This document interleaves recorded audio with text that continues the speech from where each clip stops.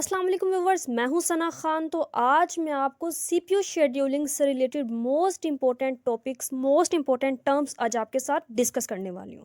मैं आपको बताते चलूं कि ये जो टर्म्स हैं ये पीपीएससी के लिहाज से, ये फाइनल इंटरव्यू के लिहाज से और आपके कोर्स के फाइनल एग्जामिनेशन के लिहाज से बहुत इंपॉर्टेंट टर्म है। और ये ऑपरेटिंग सिस्टम की बेसिक्स हैं कि ऑपरेटिंग सिस्टम को शुरू करने से पहले इन बेसिक्स का पता होना आपको ज़रूरी है। So let's start. आज हम इस लेक्चर में देखेंगे कि arrival time, burst time, completion time, turn around time, waiting time और रिस्पॉन्स टाइम क्या होता है। रियल लाइफ की एक रियल टाइम एग्जांपल के थ्रू आज हम इन सारी टर्म्स को समझेंगे और उम्मीद करती हूँ कि आपको ये टर्म्स बहुत अच्छे से समझ आ जाएंगे। So let's start. The first one term is the arrival time. The time eight which process enter the ready queue.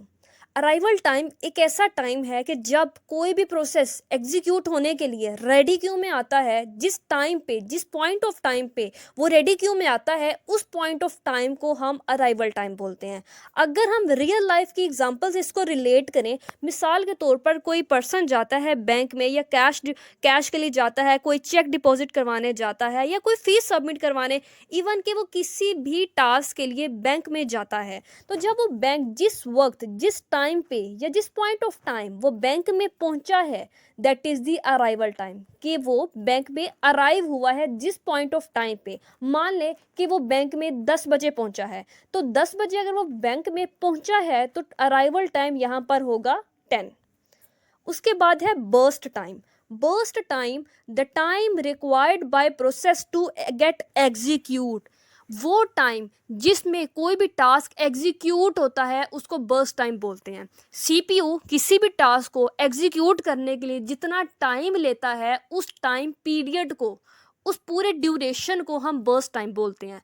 अगर हम इसे रियल लाइफ एग्जांपल के साथ रिलेट करें तो मान लीजिए कि एक पर्सन है, वो बैंक में पहुंचता है, वो जिस पॉइंट ऑफ टाइम पे बैंक में पहुंचा है वो होगा उसका अराइवल टाइम। मान लीजिए कि कोई पर्सन है, वो 10 बजे बैंक में पहुंचता है, तो 10 o'clock उसका अराइवल टाइम है। ऐसा नहीं है कि जब आप बैंक में जाते हैं किसी भी पर्पज़ के लिए जाएं, खौफ फी डिपॉजिट करवाने के लिए जाएं या आप चेक डिपॉजिट करवाने के लिए जाएं, किसी भी पर्पज़ के लिए जाएं, ऐसा नहीं है कि आप बैंक में एंटर होते हैं, अराइव होते हैं तो फ़ौरन ही आपकी रिक्वेस्ट सबमिट हो जाती है और उस पर प्रोसेसिंग होती है।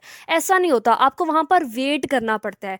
तो कुछ देर वेट करने के बाद फिर आपकी बारी आती है, आप लाइन में लगते हैं तो फिर आपकी बारी आती है। और जब आपकी बारी आती है तो आप के टास्क को परफॉर्म करने के लिए, आपके टास्क को एग्जीक्यूट करने के लिए जितना टाइम लगता है वो बर्स्ट टाइम है। मिसाल के तौर पर कि जब एक पर्सन बैंक में जाता है तो उसके टास्क को एग्जीक्यूट करने में 10 से 15 मिनट लगते हैं। 10 से 15 मिनट में वो अपना काम कर लेता है जब उसकी बारी आती है, तो वो होगा बर्स्ट टाइम। उसके बाद है completion time. The time eight which process completes it's execution. अब ये जो कंप्लीशन टाइम है ये हमारे पास टाइम पीरियड नहीं है, ये हमारे पास ड्यूरेशन नहीं है, बल्कि पॉइंट ऑफ टाइम है। एक ऐसा पॉइंट ऑफ टाइम, एक ऐसा टाइम जब कोई कस्टमर या कोई भी प्रोसेस, अगर हम कंप्यूटर की बात करें तो जब कोई प्रोसेस अपना टास्क एग्जीक्यूट कर लेता है, सीपीयू से भी फारिग हो जाता है, तो वो उसका कंप्लीशन टाइम है। अगर हम रियल लाइफ एग्जांपल के साथ रिलेट करें तो जब कोई पर्सन बैंक में पहुंचता है, अपना सारा काम कर लेता है और जिस टाइम पे वो बैंक से बाहर आता है, जिस टाइम पे, जिस पॉइंट ऑफ टाइम्स पे वो बैंक से बाहर आता है, उस पॉइंट ऑफ टाइम को बोलते हैं कंप्लीशन टाइम, कि उसने अपना सारा काम कंप्लीट कर लिया हुआ है। उसके बाद है turn around time. This is the very important. Completion time minus arrival time, ये इसका फॉर्मूला है। अगर हम टर्न अराउंड टाइम को समझना चाहें तो टर्न अराउंड टाइम वो सारा का सारा वक्त जो उसको बैंक में लगा, वो सारा का सारा वक्त टर्न अराउंड टाइम है। मिसाल के तौर पर एक पर्सन है, वो बैंक में जाता है 10 बजे, वहाँ पे वेट करने के बाद 11 पे उसकी बारी आती है। 11 पे बारी आने के बाद 15 मिनट पे वो फ्री हो जाता है, तो 11:15 पे वो बैंक से बाहर निकलता है। तो 10 से लेकर जिस टाइम पे वो बैंक में एंटर हुआ और जिस टाइम पे वो बैंक से बाहर निकला, वो सारा का सारा टाइम जो होगा हमारे पास वो टर्न अराउंड टाइम होगा। उसके बाद हमारे पास है वेटिंग टाइम। वेटिंग टाइम क्या होता है?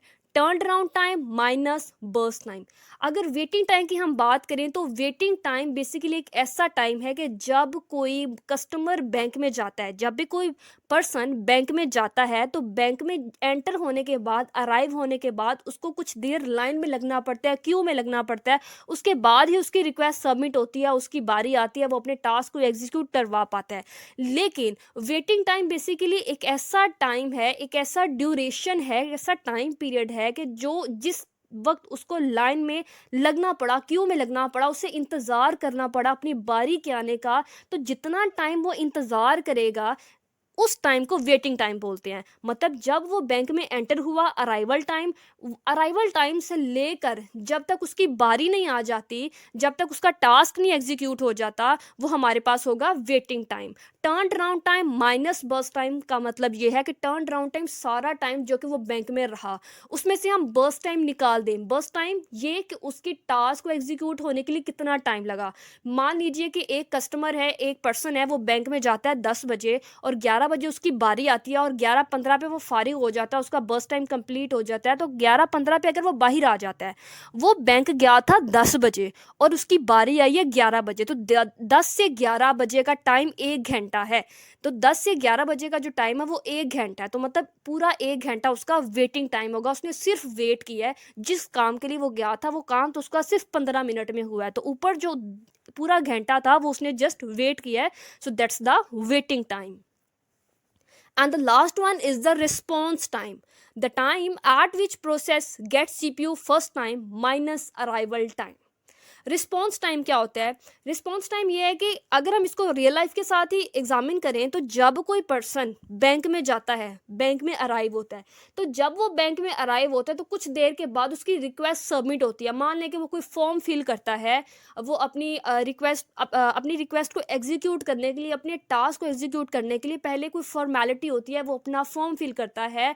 तो जितना टाइम उसको, जब वो बैंक में आया तब से लेकर फॉर्म फिल करने तक जितना टाइम उसके दरमियान वाले पीरियड में हुआ, that is the response time. जब भी कोई प्रोसेस आता है तो जब उसको सीपीयू फर्स्ट टाइम मिलता है, तो जब वो एंटर होता है रेडी क्यू में, और उस टाइम से लेकर जब उसको सीपीयू मिलता है, तो वो जो टाइम पीरियड उसको वेट करना पड़ता है, that is the response time. So viewers, आज हमने डिफरेंट टर्म्स पढ़ी हैं जो कि बहुत इंपॉर्टेंट थी सीपीयू शेड्यूलिंग की। Arrival time, burst time, completion time, turn around time, waiting time and response time. और मैंने पूरी कोशिश की है कि मैं आपको रियल लाइफ एग्जांपल के साथ समझाऊं, ताकि अगर आपने गौर से स्किप किए बगैर मेरा ये लेक्चर सुना है तो मैं उम्मीद करती हूँ, मुझे उम्मीद है कि आपको इस लेक्चर की समझ भी आई होगी। और जब हम किसी भी टॉपिक को रियल लाइफ एग्जांपल्स के साथ रिलेट करते हैं तो हमारे दिमाग में काफ़ी अरसे तक वो चीज़ बैठी रहती है। तो आज हमने बहुत ही इंपॉर्टेंट टर्म्स देखी हैं सीपीयू शेड्यूलिंग की, जो कि पीपीएससी के एग्ज़ाम्स के लिहाज से, जो कि फाइनल एग्जाम्स के लिहाज से, वाइवा के लिहाज से, इंटरव्यू के लिहाज से बहुत इंपॉर्टेंट है। तो स्टूडेंट्स, अगर आपको मेरी वीडियो अच्छी लगे तो प्लीज़ लाइक और सब्सक्राइब करना बिल्कुल ना भूलेगा, अपनी फ्रेंड्स फेलोज़ के साथ शेयर करें। और हाँ, अगर कोई इंपॉर्टेंट टॉपिक जो कि आपको समझ नहीं आ रहा, लेकिन या समझने में मुश्किल हो रही है, तो आप मुझे इस कमेंट सेक्शन में बता सकते हैं, मैं आपको वो रियल लाइफ एग्जाम्पल के साथ ईजी करके बयान कर सकती हूँ। Thank you.